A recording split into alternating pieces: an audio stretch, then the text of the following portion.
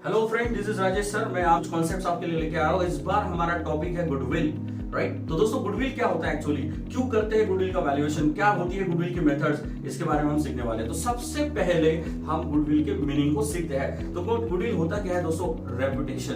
Reputation of business. क्या इसका valuation करना इंपॉर्टेंट होता है? यस दोस्तों, गुडविल एक रेपुटेशन होने की वजह से एक असेट बन जाती है, जिस असेट को लेकर हम अपने बिजनेस को फ्रेंचाइज भी कर सकते हैं और अपने बिजनेस को हम बेच भी सकते हैं और हम अपने बिजनेस का नाम का पैसा ले सकते हो। जैसे कि आप जानते होंगे, कुछ उदाहरण आपके सामने हैं। हल्दीराम हो गया, टाटा मोटर्स हो गया, एक्सिस बैंक हो गया, एचडीएफसी बैंक हो गया। ये क्या है?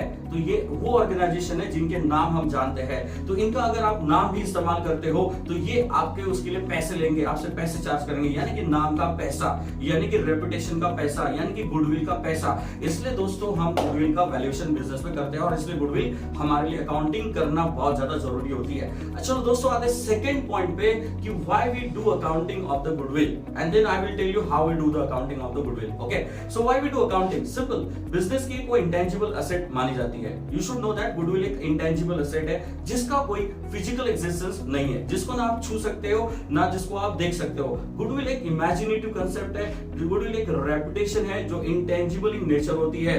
उसको बिजनेस में शो करना होता है क्योंकि वो प्रॉपर्टी है, क्योंकि इसी इंटेंजिबल बिजनेस के ऊपर में मैकडोनल्ड, उसके बाद बोल सकते हैं जितने भी फ्रेंचाइज बिजनेस आप लोगों ने देखे होंगे जो फ्रेंचाइज करते हैं, तो ये फ्रेंचाइज का पैसा लेते हैं तो जस्ट बिकॉज ऑफ नाम। स्मार्ट स्कूल के बारे में भी आपने सुना होगा, स्मार्ट स्कूल। ओके, ये क्या कर रहे हैं? ये लोग अपने पूरे इंडिया में गांव-गांव में, मतलब शहरों में अपने नाम को क्या कर रहे हैं? बेच रहे हैं और उसके बदले में इनसे वो मोटा अमाउंट ऐंठ रहे हैं। ओके, तो दिस इज व्हाट दोस्तों, गुडविल एक असेट बन जाती है और आप अपने रेपुटेशन का, मतलब बिजनेस में वैल्यूएशन का, आप बैलेंस शीट में इसको असेट पे as an intangible asset show करते हो। This is what, right. चलो दोस्तों, बात है इसको निकालते कैसे, गुडविल बिजनेस में कैलकुलेट कैसे होती है। जब ये इंटेंजिबल है, जब इसका कोई एग्जिस्टेंस नहीं है, तो फिर इसका वैल्यूएशन होगा कैसे, राइट। तो इसका कैसे हम लोग कैलकुलेट करेंगे कि एक्स बिजनेस की इतनी वैल्यू है।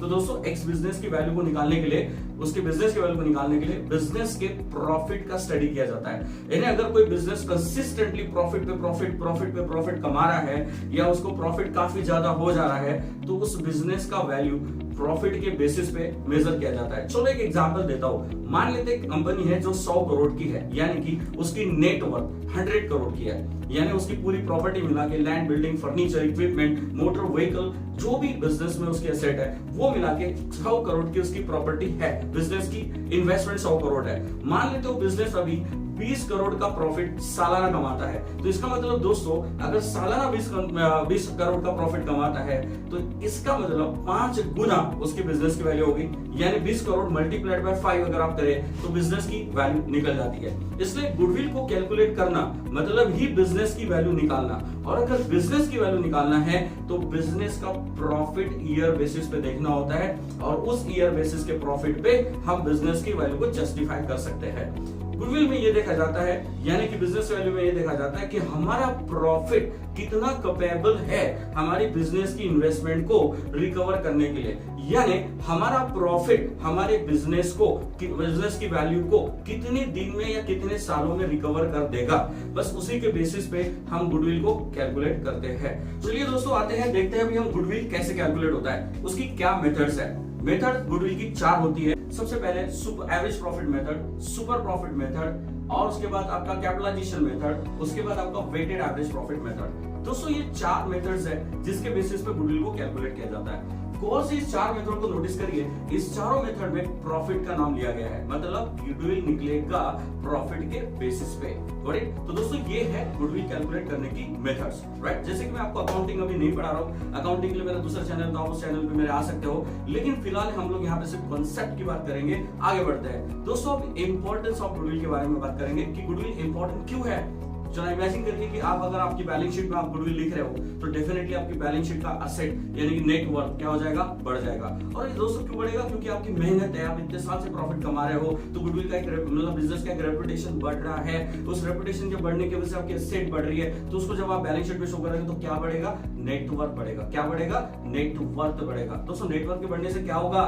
आप जब बैंक में लोन के लिए अप्लाई करेंगे तो डेफिनेटली बैंक आपको अप्रोच कर सकती है, क्योंकि आपका गुडविल काफी अच्छा है। और गुडविल का अच्छा होने से हो सकता है कि बैंक का माइंड डाइवर्ट हो जाए आपकी नेट वैल्यूएशन के ऊपर, आपकी बिजनेस की वैल्यूएशन के ऊपर, जिसकी वजह से आपको लोन भी प्रोवाइड किया जा सकता है। चलो ठीक है, दूसरा एडवांटेज क्या है? लोन तो हमने बोल दिया। दूसरा एडवांटेज इसका है कि गुडविल अगर आपकी है तो आपके साथ इंडिया की, फॉरेन की या कहीं के भी जो भी कंपनीज है कोलैबोरेट करने को देखेगी, क्योंकि आपका बिजनेस का रेपुटेशन आपकी बैलेंस शीट में रिफ्लेक्ट हो रहा है। तो क्या इसको हम झूठा झूठा लिख सकते हैं? नो दोस्तों, इसको लिखने के लिए हमको चार्टर्ड अकाउंटेंट की हेल्प लेनी होती है और उसके कुछ पैरामीटर्स हैं जिसके बेसिस पर गुडविल वैल्यूएट किया जाता है। तो इसलिए हम बैलेंस शीट में दिखने वाले गुडविल को फेक एंड फ्रॉड नहीं बोल सकते, राइट? इस वजह से बिजनेस में जो बैलेंस शीट में गुडविल दिखेगा वो गुडविल अपने आप में कैलकुलेटेड, एक वैल्यूड और एक लीगल और एक सोचा समझा और सूझबूझ के साथ प्रोफेशनल द्वारा निकाला गया बिजनेस का वैल्यू होता है, जिस वजह से बिजनेस की रेपुटेशन क्या हो सकती है और बढ़ सकती है और आपकी बैलेंस शीट क्या हो जाती है, स्ट्रांग हो जाती है। तो ये थे इंपॉर्टेंस गुडविल के और ये था मीनिंग गुडविल का। उम्मीद करता हूं कि आपको मेरे कॉन्सेप्ट क्लियर हो गए